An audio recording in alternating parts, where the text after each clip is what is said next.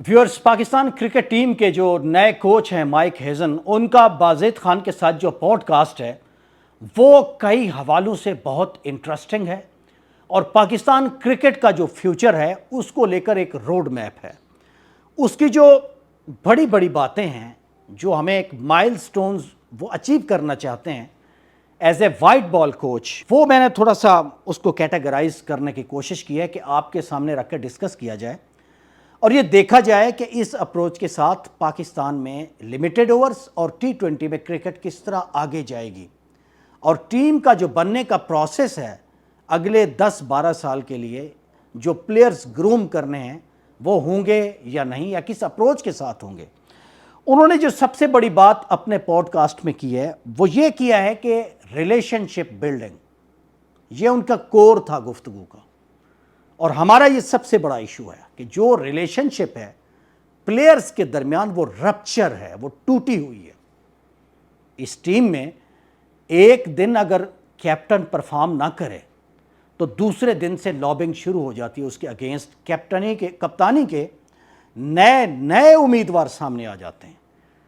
ये हमने रिजवान के ज़माने में देखा, उससे पहले हमने मोहम्मद यूसुफ यूनुस के ख़िलाफ़ और आफरीदी और शोएब मलिक की कैप्टनसी, वो जो एक एरा था ना 2011-12 तक का, 2007-8 से लेके, उसमें ये हमने बार बार देखा। उससे बड़ा नुकसान हुआ और फिर उससे प्रॉब्लम पता है क्या होता है, उससे लैक ऑफ यूनिटी हो जाता है कि शाहीन शाह आफरीदी जो हैं वो बाबर आजम की कैप्टनसी में परफॉर्मेंस नहीं है और फिर बाबर किसी और की कैप्टनसी में हो तो पर्सनल माइलस्टोन के लिए, रिजवान खेल रहा हो तो फिर कुछ और प्लेयर्स परफॉर्म नहीं करते। तो जब आपकी रिलेशनशिप बिल्डिंग प्रॉब्लम होती है उसमें कि प्लेयर्स साथ भी रह रहे हैं और अपने घरों से, अपनी फैमिली से ज़्यादा इकट्ठे टाइम गुजारते हैं। बाज़ औक़ात तो वो प्लेयर्स जो तीनों फॉर्मेट में हैं वो 6-6 महीने इकट्ठे रहते हैं। आप इकट्ठे भी रहते हैं, फिर आपका रिलेशनशिप भी बिल्ड नहीं हो सका, उसमें कोई यूनिकनेस नहीं आ सकी और फिर आपकी ज़ाहिर है फिर यूनिटी में प्रॉब्लम आएगा। जब फॉल्ट लाइंस होंगी, आपस में एडजस्टमेंट नहीं होगी, तो फिर यूनिटी या जिसे एकता कहते हैं ना टीम में, वो जो एक टीम बन के, यूनिट बन के लड़ना होता है ना, उसकी एब्सेंस नज़र आती है। और हमें अक्सर पाकिस्तान क्रिकेट के कल्चर में ये चीज़ नज़र आती है, तो वो कहते हैं अब ये नहीं होगा, इस पे मैं काम करूँगा। दूसरा उन्होंने लिखा है कि पर्सनल माइलस्टोन नहीं होंगे। मेरी 50, मेरे 60-30 गेंदों पे, मेरे 80-60 गेंदों पे ये नहीं होगा। टीम को जिताना है, 20 ओवर भी करने, 20 स्कोर भी करने एक ओवर में, तो वो भी होने चाहिए। और आप लड़ते हुए, फाइट करते हुए नज़र आते हुए आउट हो जाएं तो माफ़ी है, अदरवाइज़ ये क्राइम है।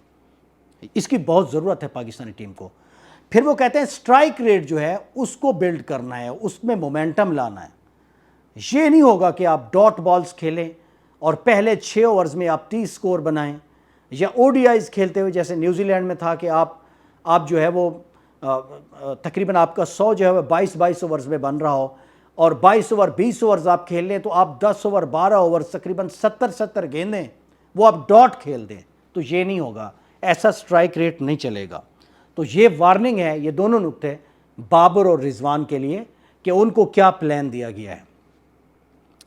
फिर इसके बाद फिर ये कहा गया है जनाब के आपका जो बैटिंग है, टफ नंबर्स जो हैं उसको आप अपने आप को लेकर, मतलब अपने आप को कंफर्ट जोन से निकालें। ये कोई बात नहीं है कि मैंने 2 पे खेलना है या मैंने ओपनिंग पे आना है, तो अपने आप को टफेस्ट कंडीशन में डालें। उसके लिए उन्होंने वाज़े तौर पर लफ्ज़ इस्तेमाल किया कि you need to yourself stretch bit more, कि मतलब अपने आप को कंफर्ट जोन से निकालें, जिस भी नंबर पे आएँ चैलेंज लेकर आएँ और अपना जो पोटेंशियल और वो है एक आपके अंदर का जो प्लेयर है ओरिजिनल, वो हमें दिखाएं। जब आप 6ठे नंबर पे, 4थे पे, 5वें पे आएँ, 3रे पे आएँ, तो आप मैच को फिनिश करके निकलें। आप ऐसी हिटिंग करें कि मैच अपोजिशन से छीन लें। तो वो कहते हैं इसके लिए तैयार रहना चाहिए प्लेयर्स को कि आपको अपने जो बैटिंग नंबर्स हैं उस पर स्टिक नहीं रहना चाहिए। किसी भी अपोजिशन के ख़िलाफ़ किसी भी ऑड सिचुएशन में अपने आप को डाल के तो इमर्ज करके निकलना चाहिए।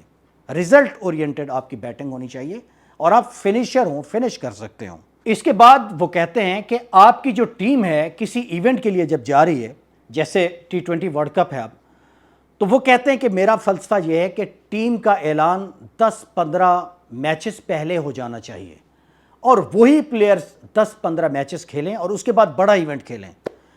مگر ہم نے دیکھا ہے کہ پاکستان میں یہ کلچر نہیں ہے۔ اب پاکستان ہوسٹ تھا چیمپئنز ٹرافی 2025 کا، لیکن پاکستان نے سب سے آخر میں اپنی ٹیم اناؤنس کی۔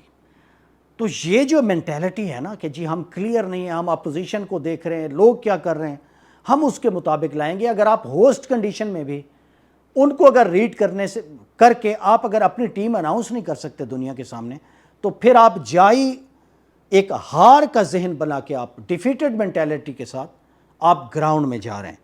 تو وہ کہتے ہیں کہ ایک یہ بھی میری فلسفہ ہے۔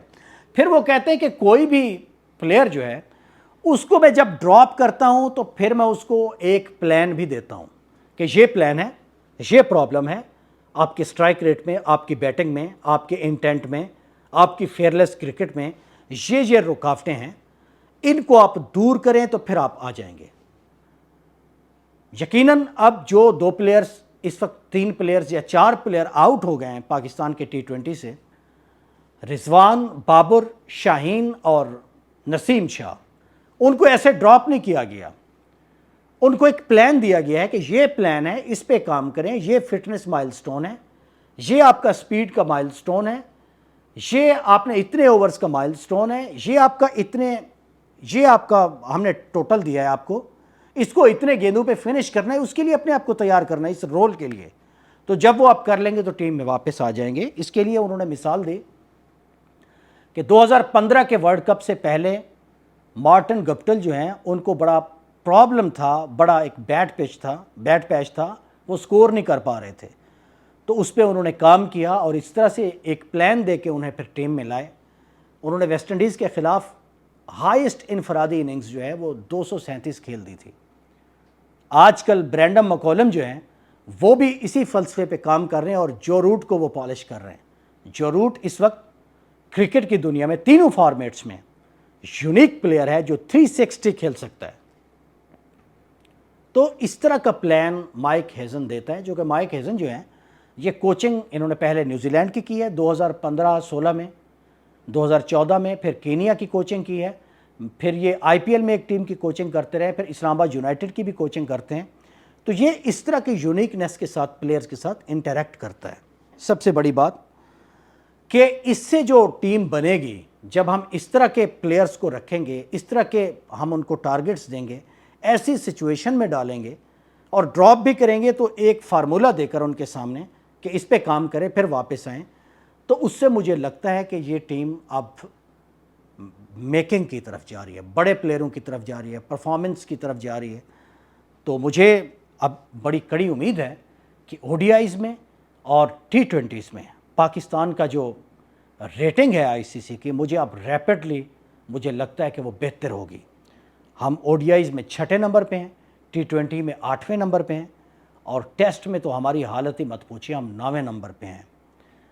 تو ایک علیحدہ ولاگ جو ہے وہ ٹیسٹ کرکٹ کے اوپر، ورلڈ ٹیسٹ چیمپئن شپ جو ہے 2025، اس کا جو فائنل ٹیسٹ ہے between South Africa and Australia, وہ آج شروع ہو گیا ہوا ہے لارڈز میں۔ میچ کی جو صورتحال ہے، جو پرفارمنس ہے، اور ٹیسٹ کرکٹ میں پاکستان کا جو نمبر ہے، اور پاکستان کی آگے جو ٹیم اور اپروچ ہے، اور کیپٹنسی کو لے کر جو تبدیلیاں آ رہی ہیں، شان مسعود کو ہٹانے کی جو باتیں ہیں اور سعود شکیل کو جو لانے کی باتیں ہیں، یہ کس حد تک پاکستانی ٹیم کے لیے بہتر ہو سکتی ہیں، یا شان مسعود کا کنٹینیو کرنا، سٹیبلٹی اور کنٹینیوٹی کتنی ضروری ہے، اس پہ ہم ایک علیحدہ ولاگ کریں گے۔ تو اگر ولاگ بہتر لگا ہے تو سبسکرائب ضرور کر لیں، بیل آئیکن بھی پریس کریں، کمنٹ بھی لازمی کریں اس سچویشن کے اوپر جو ہم نے نئے کوچ کی اپروچ کے اوپر بات کی ہے۔ مجھے اجازت دیں، اللہ حافظ۔